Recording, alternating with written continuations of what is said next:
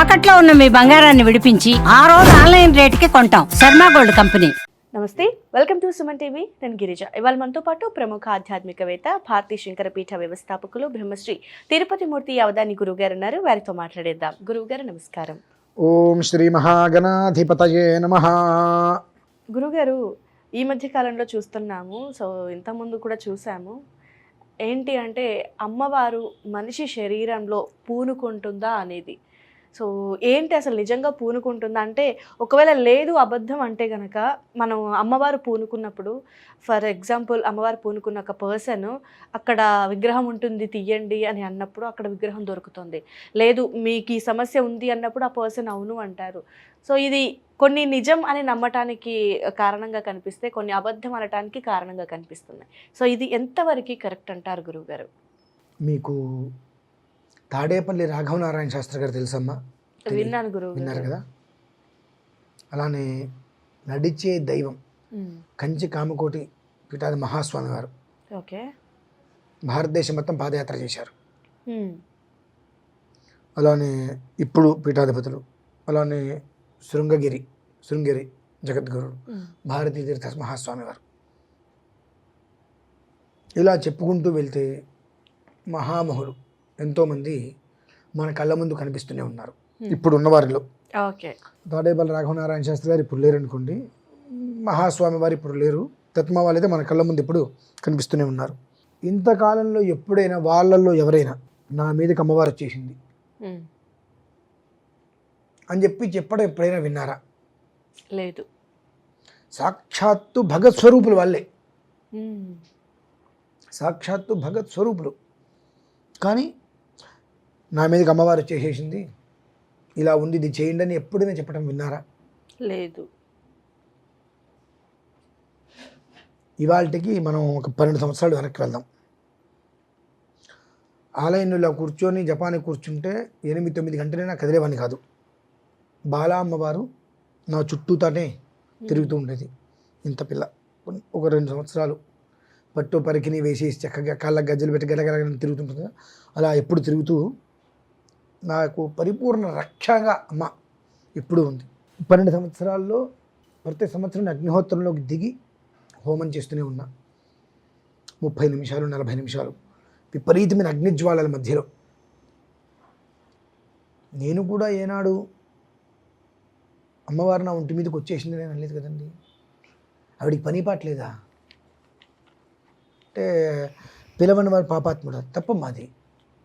అది ఎక్కడా కూడా అమ్మవారు ఒంటి మీద దగ్గర వచ్చింది రావటం అనేటువంటిది వాస్తవమైన విషయం కాదు. కొంతమందికి మరి వేపండ్లు పెట్టుకుని ఊగిపోతూ ఉంటారు పూనకాలు. ఆ పూనకాలు ఏమిటి అంటే చాలామందికి తెలియకుండా చేసేటువంటిది కొన్ని అనవసరమైన అసందర్భోచితమైన పనులు ఉంటాయి. అంటే కడుపులో జఠరాగ్ని అని ఉంటుందమ్మా ఒకటి, ప్రతి మనిషికి ఉంటుంది. ఆ జఠరాగ్ని మండకుండా ఎప్పటికప్పుడు దాంట్లో ఆహుతులు ఏదో ఒకటి వేస్తూ ఉండాలి.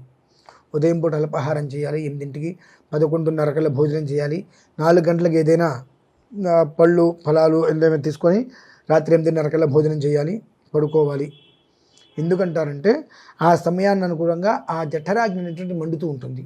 అది మండకుండా దానికి తగ్గ పదార్థాలు లోపల వేస్తూ ఉంటే అది ఇప్పుడు మనకు పానకాల నరసింహస్వామి వారు ఉన్నారు మంగళగిరి, ఆ కొండ మొత్తం కూడా లావా అగ్నిపర్వతం. ఆ పానకం పోస్తూ ఉంటారు, అగ్ని ఆ లావా రాకుండా ఆయన కావాల్సింది తీసుకొని మిగిలింది ఇచ్చేస్తుంటారు బయటికి స్వామివారు. అలా లోపల ఉండేది అగ్నిపర్వతం. అది దాన్ని ఎప్పుడూ కూడా మనం శాంతింపజేస్తూ ఉండాలి. వీళ్ళందరూ కూడా అమ్మవారి దగ్గర కూర్చున్నప్పుడు మూఢభక్తి అంటారమ్మా. ఏం భక్తి? మూఢభక్తి. భక్తి ఉండాలి, మూఢభక్తి ఎప్పుడు పనికిరదమ్మా. మూఢభక్తి ప్రాణాంతక వ్యాధి. ఆ మూఢభక్తి ఎక్కువైపోయి 1 రోజు 2 రోజులు ఏమి తినకుండా శరీరాన్ని వదిలేసేటప్పటికీ ఆ జఠరాగ్ని అనేటువంటిది విపరీతంగా మండిపోతుంది లోపల. మండపడి అమ్మవారి మండలు పట్టుకొని దీపం పెట్టుకొని ఎగురుతూ ప్రయత్నం చేస్తున్నప్పుడు ఆ శరీరం అనేటువంటిది పూర్తిగా అలసిపోవటం వలన ఆ మంట అనేటువంటిది లోపలికి వచ్చి ఒక స్థితిలోకి వెళ్ళిపోతారు వాళ్ళు. తర్వాత గమనించండి, వాళ్ళు నిమ్మకాయ నోట్లో పెట్టిన కొరికేస్తారు. అవును. పూర్తిగా నీరసం వచ్చి పడిపోయిన వాళ్ళకి ఏమిస్తారు? నిమ్మరసం. వాళ్ళు అయిన తర్వాత కాస్త అటు ఇటు అరుస్తారు, చేసిన తర్వాత కింద పడిపోయిన తర్వాత శరీరం స్పృహ తప్పిపోతుంది. లేపరు నెక్స్ట్ వాళ్ళకు 10 నిమిషాలు పడుకుంటారు, అట్లా 10 నిమిషాల తర్వాత లేస్తారు, అటు ఇటు చూస్తారు జాగ్రత్తగా. అంటే ఏంటి అంటే కాస్త నువ్వు ఎప్పుడైతే అగ్ని లోపల విపరీతమైనటువంటి స్థాయికి దాటిపోయిందో ఆ నిమ్మకాయ లోపల పడటం వలన అగ్ని కాస్త చల్లారే ప్రయత్నం జరుగుతుంది. ఉన్నప్పుడు వెంటనే ఆ శరీరంలో లోపల జరిగేటువంటి దానికి నువ్వు అక్కడ పడిపోతావు. వెంటనే నిమ్మకాయ నోట్లో వేసుకుంటే 2 నిమిషాలు పడిపోతారు కదా కింద. ఆ పడిపోయిన తర్వాత ఏమవుతుందంటే ఒక 10 నిమిషాలు స్పృహ కోల్పోతారు, ఆ తర్వాత లేస్తారు. ఇక మళ్ళీ ఇదంతా ఒక్కొక్క విధానంలో వెళ్తుంది తప్ప అమ్మవారు ఒంటి మీదకి వచ్చింది అనేటువంటిది చాలా దుష్ప్రచారమైన మాట. ఎప్పుడూ కూడా ఏ శరీరం మీదకి అమ్మవారు రాదమ్మా. ఇప్పుడు మహాపీఠాధిపతులు ఉన్నారు. ఒక మాటగా చెప్పాలంటే తర్వాత పీఠంలో ఎవరిని కూర్చోబెట్టాలనేది అమ్మవారితో మాట్లాడగానే వీళ్ళు నిర్ణయం తీసుకోరు. మరి వాళ్ళ మీదకి ఎందుకు రావట్లేదు అమ్మవారు? అంటే వాళ్ళకన్నా వీళ్ళు చాలా గొప్ప వాళ్ళ, అంటే వీళ్ళతో పోలిస్తే వాళ్ళు దేనికి పనికిరారా ఏమనుకోవాలి? దాన్ని అన్నానని కాదు, గమనించుకోవాల్సిన విషయం ఇది. ఇకపోతే 2, అగ్నిహోత్రం జుహోతి దేవకించ అన్నట్టుగా అగ్నిహోత్రంలో దిగుతున్నాము, హోమం చేస్తున్నాము అంతవరకు. కానీ నా మీదకి దేవుడు ఇచ్చేసారని చెప్పి ఎగిరెగిరి వ్యవహారాలు చేయట్లేదుగా మనమేమి. అంటే వాళ్ళకు ఉన్నటువంటి శక్తి మనకి ఇక్కడ మామూలుగా నిత్యం ఆరాధన చేసుకునే వాళ్ళకి లేదు అనే కాదు. మరేంటమ్మా, ప్రతి దానికి కొన్ని నియమాలు ఉంటాయి. ఇంకొక మాట మీరు అన్నారు, అక్కడ గుంట తీస్తే అమ్మవారు ఉంటారని చెప్పి. ఎక్కడి నుంచి వచ్చారు ఆవిడ? ఎక్కడి నుంచి వచ్చారు? ఎలా వచ్చారు? ఎక్కడి నుంచి వచ్చారు, ఎలా వచ్చారు అనే విషయాన్ని కూడా మనం ఆలోచన చేసుకోవాలి. మహామహులకు తెలియంది. ఇప్పుడు కంచి పరమాచార్య స్వామి వారు నడుస్తుంటే భూమిలో ఏమేమి ఉంటాయి వాడికి మొత్తం అన్న కనిపించేవి, ఆయన వెళ్ళిపోయేవాడు అట్లా. ఆయన మహాపీఠాధిపతులందరికీ కూడా ఇంక్లూడింగ్ మీ వెళ్తుంటే భూమిలో ఏమున్నాయి, అది నిధులు కావచ్చు, నిక్షేపాలు కావచ్చు, ఏదైనా సరే భూమిలో ఏదైనా ఉంటే అది కళ్ళకు కనిపించేస్తాయి. మనం పట్టించుకోకూడదు వాటిని. మనకి ఎప్పుడు వస్తుంది అది తెలుపుతుంది, నిద్రపోయినప్పుడు నిద్రలో సాక్షాత్కారం జరుగుతుంది.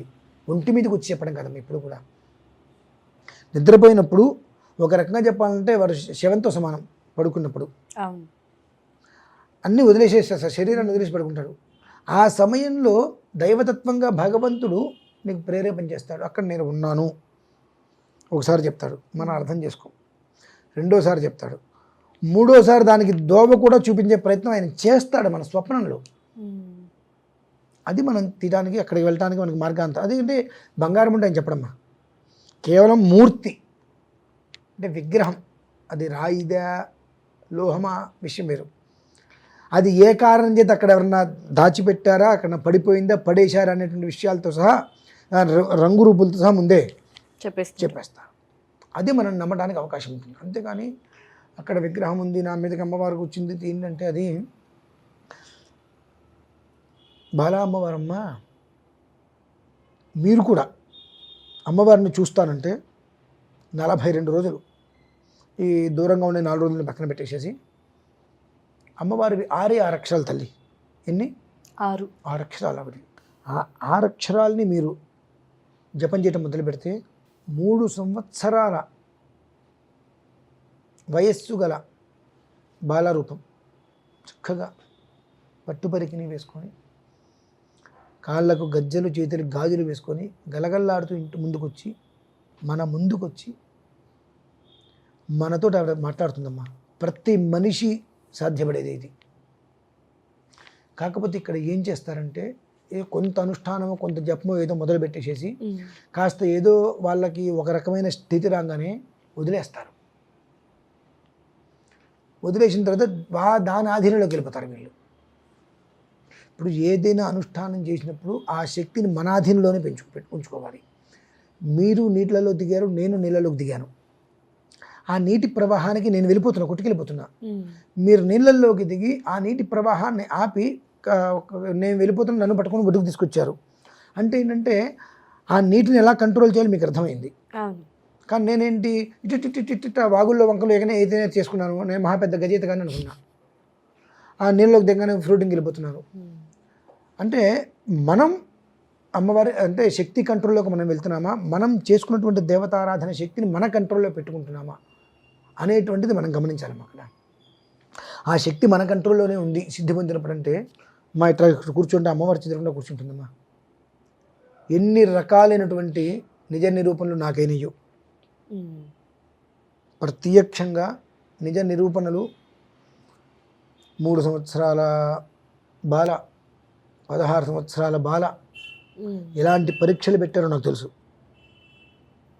అంతేకాని ఒంటి మీదకి వచ్చేసేసి అరిచేసి కేకలు చేసేటటువంటిది ఇందులోనూ కూడా వాస్తవం లేదమ్మా. అది అటువంటిది మనం నమ్మటం కూడా అనవసరము. అటువంటి వాటిని మనం ప్రచారం చేయటం కూడా ఎంతోమంది భక్తులకు పక్కదారి పెట్టిస్తున్నట్టే. ఎందువలనంటే లాస్ట్ టైం చూసాం, మళ్ళీ ఏదో వచ్చారు అక్కడికి, నేను చొక్కా వేసుకుని లుంగి వేసుకొని ఏదో నార్మల్గా 10 మందిలో 11 వాళ్ళలాగే వెళ్ళా. ఎవరు అంటే ఏదో విషయమే నేను ఎవరైనా పిలిపించాను, మాతాజీని పిలిపించాను అన్నారు. ఎవరో ఆ మాతాజీ, నేను మొత్తం అంతా వెతుకుతున్నాను. అక్కడ కూర్చుంది ఒక ఆవిడ, బొట్టు పెట్టుకొని ఇక్కడ పెట్టుకొని ఇక్కడ బొట్టు పెట్టేసుకొని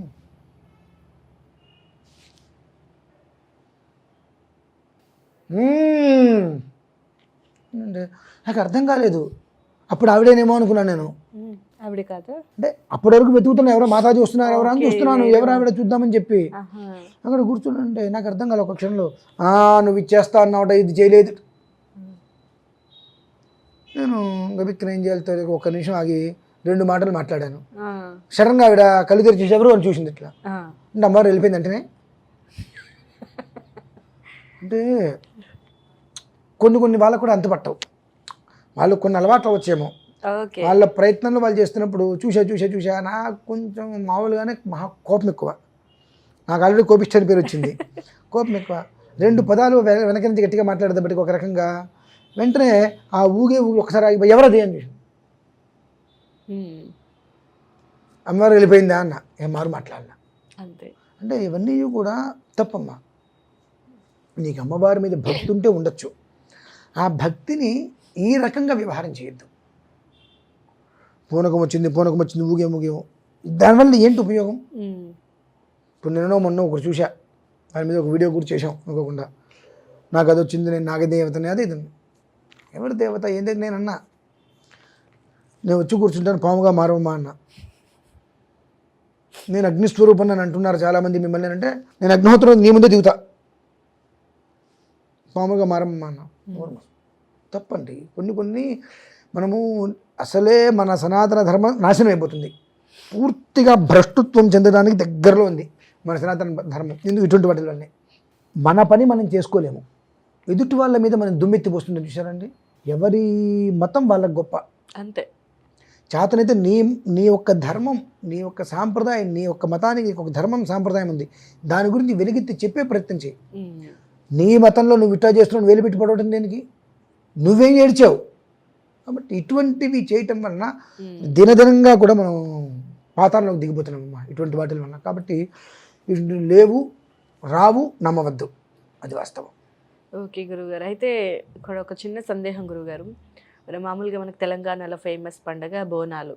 సో బోనాలకి చాలామంది బోనం ఎత్తాక అమ్మవారు వచ్చిందని, అంటే ఇక్కడ బయట అంటే గోల్కొండ లేదంటే ఉజ్జయిని మహంకాళి ఇలానే కాకుండా మనం వీధుల్లో చేసుకునేటప్పుడు పోలేరమ్మ, ఎల్లమ్మ ఇలా ఉంటుంది, ఆ చోట్ల కూడా వీళ్ళు ఎత్తుతూ ఉంటారు. ఎలా వస్తుంది అనేటువంటి విషయం కూడా చెప్పాను కదమ్మా మీకు నేను. అవును గురువుగారు. సో అంటే అక్కడ జరిగేది కూడా అంటే జఠరాగ్ని కోసమే జరిగేది ఇదంతా, కానీ నిజమైంది కాదు అంటారా? జఠరాగ్ని అంటే ఏమనుకుంటున్నారు? ఈ శరీరం కోసం, శరీరం నేను అనుకుంటున్నాం. ఓకే, మనం మనుషులం కదమ్మా, మనం ఆత్మలం. మనం ఆత్మలం. ఇది చినిగిపోతే వదిలేసి కొత్త చేసుకుంటున్నాం కదా. అలానే ఈ శరీరం అనేటువంటి శిథిలం అయిపోతే ఆ జీవుడు వెళ్ళిపోతాడు బయటికి, ఆత్మ వెళ్ళిపోతుంది బయటికి. అయ్యో నన్ను వదిలేసి వెళ్ళిపోయావా, నన్ను వదిలేసి వెళ్ళిపోయావు. ఎక్కడికి వెళ్ళిపోయాను? ఆ చెయ్యదే, ఆ కాలదే, ఆ తలకాయదే, ఆ ముక్కదాన్ని అక్కడే ఉన్నాయి. అతపూర్వం కదలిక ఉంది, ఇప్పుడు కదలిక లేదు. అంటే ఆ ఆత్మ వెళ్ళిపోతుంది. ఆ లోపల ఆత్మ ఉన్నంతసేపే కదా నీ కదలికవన్నీ. ఆ ఆత్మ అనేటువంటిది ఎప్పుడైతే కనుక దాని స్థితి గతి తప్పుతుందో అప్పుడు ఇవన్నీ వస్తాయి. ఓకే గురుగారు, సో చాలా చక్కటి వివరణ వ్యూవర్స్ కోసం తెలియజేసినందుకు ధన్యవాదాలు.